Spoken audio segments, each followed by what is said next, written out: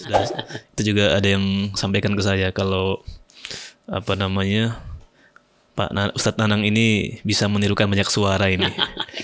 Itu gimana sih contohnya, gimana tuh menirukan suara tuh misalkan? Ya sebetulnya ya.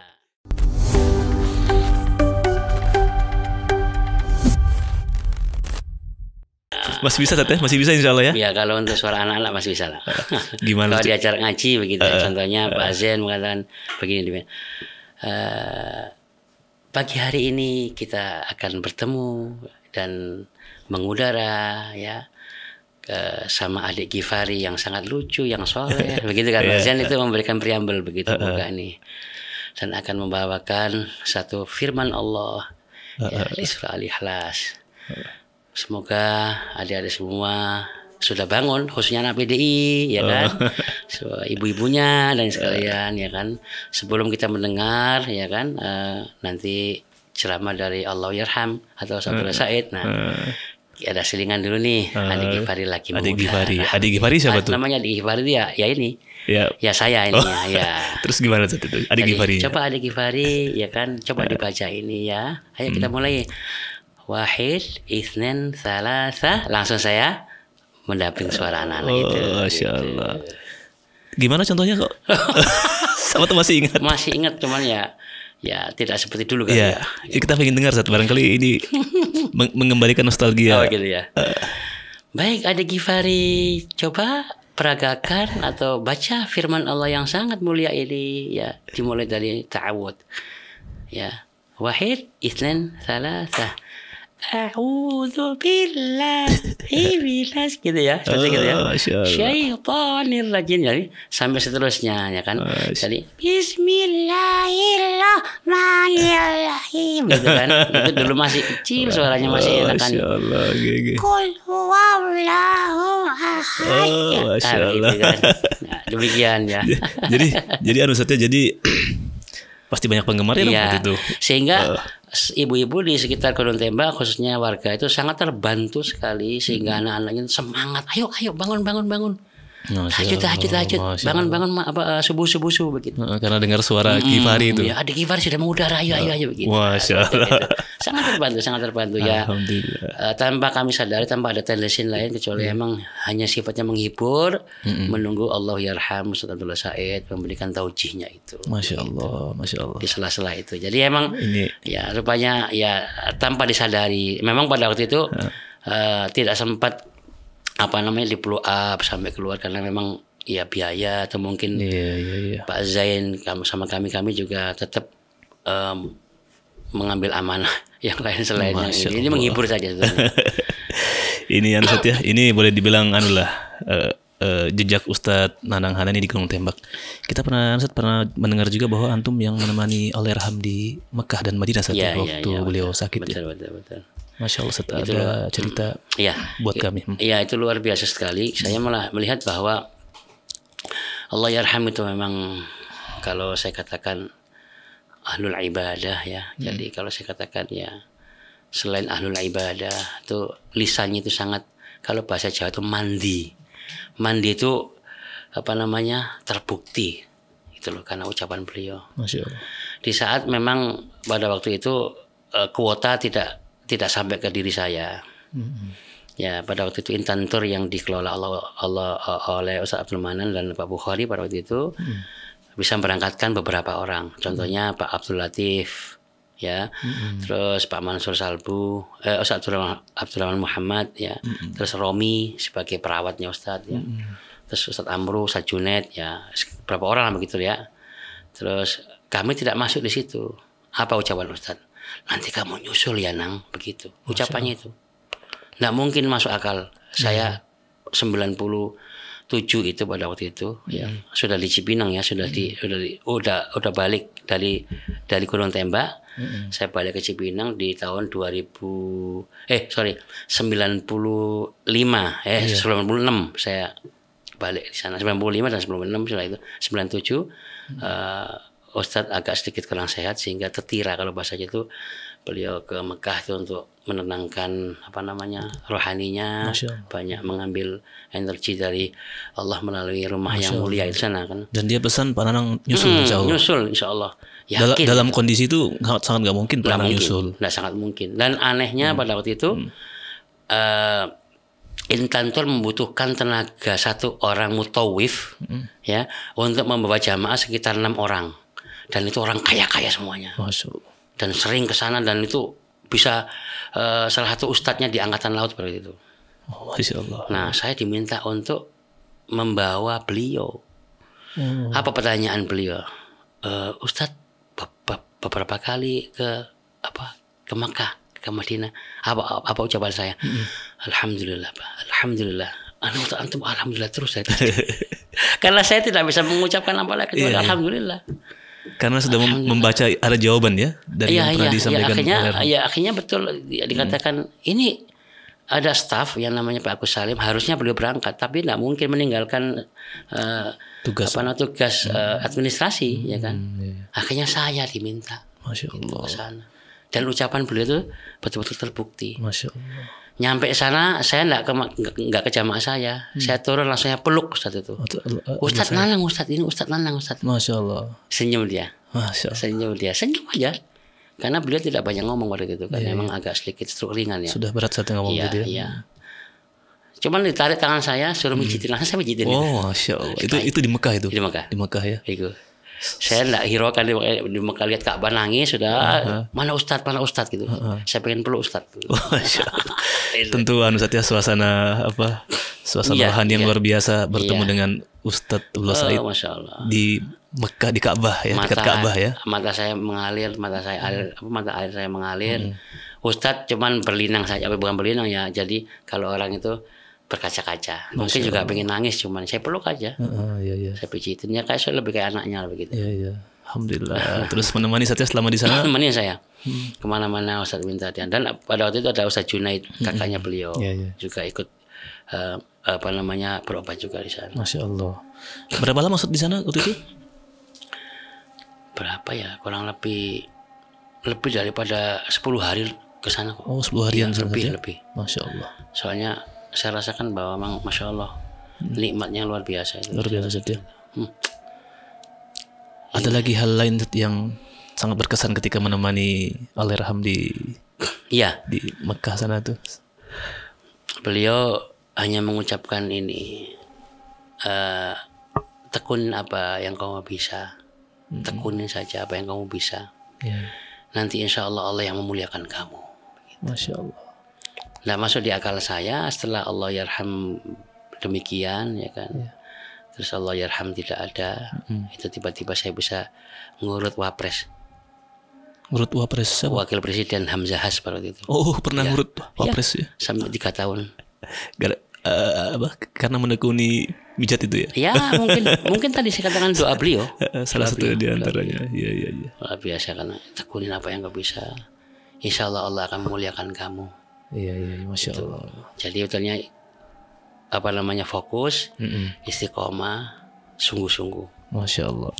Begitu ya. Jadi walaupun tidak diekspresikan ucapan itu langsung, cuman saya lihat binar matanya beliau itu mengatakan tekunin saja begitu. Masya Allah. Dan Ustaz Nanang merasakan betul ya doa-doa beliau untuk. Dan saya salah satunya sekarang ini sudah kena penyakitnya beliau. Iya. Penyakit menularnya beliau. Penyakit apa Ustaz? Tahajud. Oh, alhamdulillah. Kalau itu sih kita pingin semua kena penyakit.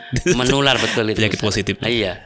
Penyakit yang menular yang sangat sekarang dan tidak bisa diobatin. Oh gitu ya. Iya kan? Tapi itu obat lah itu. Oh iya obat ya. Ini bahasa saya itu penyakit menular yang tidak bisa diobati. Tahajud ya mulai lah. Penyakit menular yang hebat, yang positif ya kan? Hebat nggak? Iya. Itu kayak ada sesuatu yang hilang saja. Masya Allah. Ya beberapa waktu itu saya pernah dimimpiin sama Allahyarham. Masya Allah. Setelah meninggal berapa bulan gitu ya, beliau hadir. Antum mimpi melihat beliau? Beliau hadir. Oh, Masya Allah. Ngelihat saya sambil senyum. Masya Allah. Tuh, beliau hadir, lihat. Sudah selesai itu tidak pernah dimimpi lagi. Saya doain tiap hari. Masya Allah. Jadi Ustaz Nanang mendoakan tiap hari Insya sampai Allah, saat ini ya, insya Allah. doakan 2 hari ya. Doa orang tua saya. Ustaz Nanang menarik ini perjalanan Iya. cerita Ustaz Nanang di Hidayatullah ini. Iya betul lah. Terus kan setelah itu kan dari Gunung Tembak pindah ke mana Ustaz? Ke cabang ya, cabang mana waktu itu Ustaz ya? Surabaya atau Enggak. Habis itu saya ditugaskan di Karawang ya. oh sempat di Kerawang ya? Ya, sampai sekarang. Oh sekarang di Kerawang ini? Iya. Oh ya, di cabang Kerawang. Karawang. Masya Allah. Katanya waktu ditugaskan ke sana ada cerita yang unik dari Ustaz Manan. Unik sekali. Itu gimana tuh kok saya harus dengar itu? Ya ceritanya itu lucu saja. Jadi saya diajak jalan-jalan ke Karawang Sama sama Ustaz Manan. Ustaz Manan ya. Saya jalan-jalan sama Pak Islah waktu itu kan. Beliau pada waktu itu kalau nggak salah Korwil ya, koordinasi wilayah ya. Di wilayah Jawa Barat dan sekitarnya dalam DKI ya gitu ya. Iya, iya. Nah saya diminta jalan-jalan ke sana. Saya nggak bawa pakaian apa-apa. Iya, ya, kan pakai niatnya kan jalan-jalan kan. jalan-jalan. Di Kerawang di situ. Singgah di masjid sholat. Habis sholat beliau tinggal ngomong, saya mau ke air dulu Nang, kamu tinggal dulu sini. Begitu ke air maksudnya itu ke kamar mandi. Habis itu mobilnya nggak ada. Masya Allah. Saya ditinggal di masjid itu. Udah pergi Udah pergi tanpa ada kabar beritanya. Disuruh ngapain tuh? Disuruh buka Iya, cabang pokoknya gitu. wallah alam. Jadi Ustaz Abdul Manan itu emang orangnya hebat, saya katakan. Unik sekali sih bagi saya. Hebat dan unik ya. Iya. Apakah saya pada waktu itu saya kesel? Nggak ada kesel sama sekali. Saya nggak ada dendam, nggak ada kesel, nggak ada. Pokoknya nggak ada. Tapi saya bakal ini tantangan saya. Tapi antum tahu itu kalau itu ditugaskan waktu itu? Belum. Belum tahu. Oh. Jadi gimana waktu itu? Jadi pada waktu ditinggal itu ya saya kaget aja. Ya Allah, ini siapa? Baju saya cuma tinggal di baju saya di badan saya, nggak ada apa-apa saya bawa. Kemudian ya karena saya suka adzan, saya adzan gitu. Oh, ya. Masya Allah. Begitu adzan saya enak, langsung diajak makan sama takmir masjidnya. Gitu. Ayo makan Mak, sini makan. Awalnya gitu. Dari mana katanya? Saya dari Jakarta. Ditinggal sama Pak Ustadz saya. Saya usia masih ya bukan masih ya, sudah nikah waktu itu kan ya. Sudah nikah Sudah lagi? nikah, baru nikah. Baru nikah. Istri di Cipinang. Di Cipinang. Iya. Wah, Ya udah, tapi karena istrinya itu adalah kemenakan istrinya Ustaz Abdul Manan, jadi diamankan di rumahnya beliau, jadi aman lah begitu ya. Tapi ini sedang dalam proses penugasan ini. Sekitar 3 hari 4 hari itu 5 hari 6 hari ya. Saya rasakan bahwa Allah kita doa dulu. Ya. Jadi saya rasa bahwa 3 hari 4 hari ini saya bisa kumpulkan uang ya, karena saya bawa majalah Hidayatullah bekas 3 biji, saya jual 5.000 waktu itu kan. Masya Allah. Bekas untuk ya nanti siapa yang mau langganan. Ya. Terkumpul 15.000, saya naik bus menuju ke Cipinang. Nah, turun Cipinang sudah itu kan.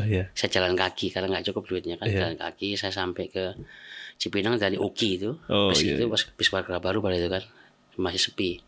Saya masuk sana, baru saya ketok pintunya. Assalamualaikum. Waalaikumsalam. Masuk. Begitu dibuka pintunya, nih surat tugas kamu. Oh. tugas di Kerawang. Itu. Oh, unik ya. Jadi saya katakan, tugas apa Ustaz? Buka pesantren di sana. Oh, Masya Allah. Ngapain kamu balik lagi ke sini? Loh. Jadi unik. Apakah saya kesel? Enggak.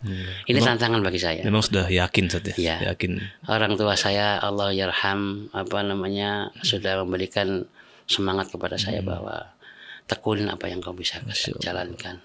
Dan ayat favorit saya tidak surat Taubah ya. Atau bait kalau salah 30 ya.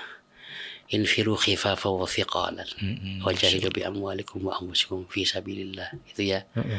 Ila akhir ayat. Jadi berat dan ringannya tugas itu jalankan saja. Jadi bahasa saya itu sami'na wa ata'na. Ada dua kan? Iya. Sami'na wa ata'na sama sami'na wa asoina. Wa asoina. Bukan sami'na wa pikir-pikirna. Masya Allah. Ya. Iya kan? Kalau sekarang sami'na saya dengar, saya pikir-pikir dulu. Gitu. Kira-kira menguntungkan dari saya. Masya Allah. Kalau Pak Nanang insya Allah sami'na wa ata'na itu bukan aja, ya. sami'na wa pikir-pikir. Jadi dengan modal itu akhirnya membawa surat tugas dan pergi kembali ke. Dan surat tugasnya sampai detik ini masih saya simpan, ada. masih ada. Warnanya lecek ya, warnanya sudah berpudar tapi masih ada. Tanda tangan beliau. Masya Allah. Ya Alhamdulillah sekarang sudah ya sudah ada kampus ya kan, sudah ada 1,5 hektar, gedungnya 2 tingkat, masjidnya juga gede ya kan. Putranya Pak Amri di sana, Pak Amri yang di sini ya, Putri dinikah sama ada di situ ya. Ya dinikah sama salah satu santri saya yang hafidz Quran. Alhamdulillah. Di sana gitu. Jadi cikal bakal adanya cabang Kerawang tuh setragis itu awalnya. Masya Allah. Penugasannya unik saya katakan. Unik sekali dan ini informasi yang sangat menginspirasi buat kami. Unik sedang berusaha memahami Hidayatullah. Betul. Saya katakan Hidayatullah ini luar biasa.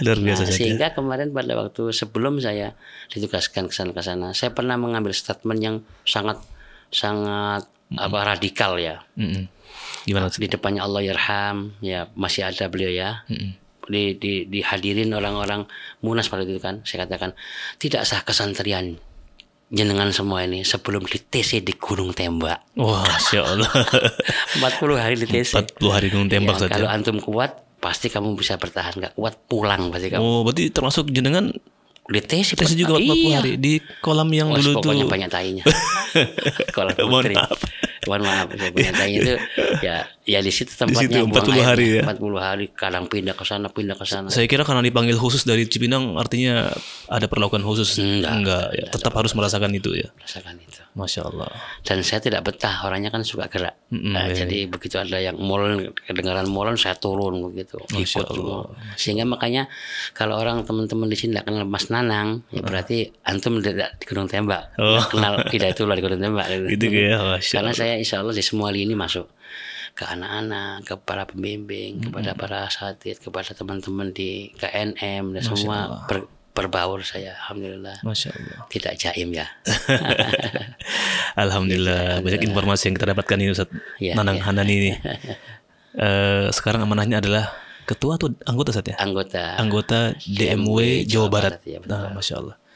Ustaz Nanang, apa yang dalam pikiran antum sebagai seorang DMW Jabar nih, apa yang paling pertama akan antum transformasikan kepada kader-kader ini? Saya merasa bahwa Allah lagi mendidik saya untuk lebih dekat dengan beliau. Ya, Allah itu sangat sayang pada saya sehingga kami diminta untuk lebih intens ya, banyak beribadah, ya, banyak mengupgrade dirinya, banyak berinteraksi dengan Al-Quran yang notabene selama ini saya disibukkan dengan kegiatan-kegiatan yang lain sehingga bagi saya sangat berat. Cuma saya katakan tadi ini tantangan. Masya Allah. Dan tantangan ini saya harus ambil. Kenapa? Saya harus baik daripada yang kemarin-kemarin begitu. Masya Allah. Sehingga paling tidak saya akan transformasi nilai nanti, value kepada teman-teman bahwa keistiqomahan itu dibutuhkan. Cuman nilai perjuangan terus kita harus bangkitkan. Kita stimulus terus diri kita sehingga tetap menjadikan manusia yang baik, ya kan? Khairun nas anfa'uhum linnas. Tidak ada lagi sudah. Alhamdulillah. Ya, tidak ada semacam keinginan yang lain, ya kan? Cuman harapan saya jadi karir terbaik saya, karir tertinggi saya adalah da'i Allah, mengajak orang kembali kepada Allah, itu aja. Masya Allah. Dengan berbagai macam tugas. Sehingga saya berupaya di sini untuk lebih serius dalam hal ini. Dan ini salah satu unit kegiatan di Dewan Pimpinan Pusat ini, ada DMP ini adalah salah satu sarana untuk kita memberikan perlakuan khusus kepada Allah melalui Al-Quran tadi ya, untuk bisa ditransformasikan kepada adik-adik kami yang di bawah-bawah itu. Masya Allah. Jadi kita memahami dari sebuah azam antum yang sangat kuat agar bagaimana para kader menjadi lebih serius kepada Al-Quran. Ya. Agar kita menjadi masyarakat Betul. generasi yang Qurani, mencintai Al-Quran, dan Al-Quran itu muncul dalam setiap aspek kehidupan kita, insya Allah. Karena saya melihat Allah itu tidak akan melihat hasil kok. Iya. Proses yang kita dapatkan. Maka itu saya melihat bahwa bagaimana Rasulullah itu bisa berhasil membangun umat ini. Yang pertama, Rasulullah membangun dirinya, personal value-nya, ya kan? Iya. Ya. Jadi Rasulullah membangun bukan personal value, tapi Rasulullah membangun pribadinya, ya kan? Ya, kemudian Rasulullah mencoba mengejawantahkan daripada kekuatan energi beliau, akhlak akidahnya beliau rasakan, baru ditransformasikan kepada keluarganya. Makanya dibangunlah keluarganya itu, dikuatkan, ya kan? Masya Allah. Ya. Kemudian selain keluarganya, kemudian institusinya. Jadi family branding, institutional branding, yaitu diajaklah para sahabat-sahabat ini, Islam ini sebagai sebagai institutional brandingnya. Masya Allah. Itu dikuat. Kemudian setelah Rasulullah membentuk masyarakat ini, baru value branding. Nilai yang ditanamkan oleh Rasulullah kepada para sahabat-sahabatnya, sehingga sampai kita rasakan sekarang ini. Dan paradigma seperti ini tentu sampai kepada Ustadz Danang melalui Allahyarham Abdullah Said. Ya. Sehingga barangkali selama Ustadz Danang berada di sini pasti akan berziarah ke kuburan beliau. Sudah duluan berziarah Ustadz. Nyampe langsung ke situ. Langsung ziarah, Masya Allah. Dan nanti sebelum pulang ziarah lagi Ustadz ya, Insya Allah. Saya selalu doakan. Sebagai perpisahan dengan guru. Sangat cinta saya beliau. Masya Allah. Minimal saya teringat bagaimana Rasulullah di lisannya sangat mulia pernah mengatakan bahwasanya agama seseorang tergantung pada temannya. Masya Allah. Ya kan? Maka lihatlah siapa dia berteman. Allah. Saya anggap bahwasanya ini teman sejati saya, yaitu selain Allah dan Rasulnya adalah para ulama. Termasuk Ustadz Abdullah Said Allahyarham, insya Allah. Falyanzur ahadukum may yukhalil, minimal. Kalau saya tidak dilihat di surga nanti, minimal Allah yarham nyari saya. Oh, Masya Allah. Mana nanang ya yang tukang pijat dulu ya gitu. Oh, Masya Allah. Saya berharap kepada Allah. Saya tidak minta di sana lah. Ya pengennya langsung di surga saja. Masya Allah.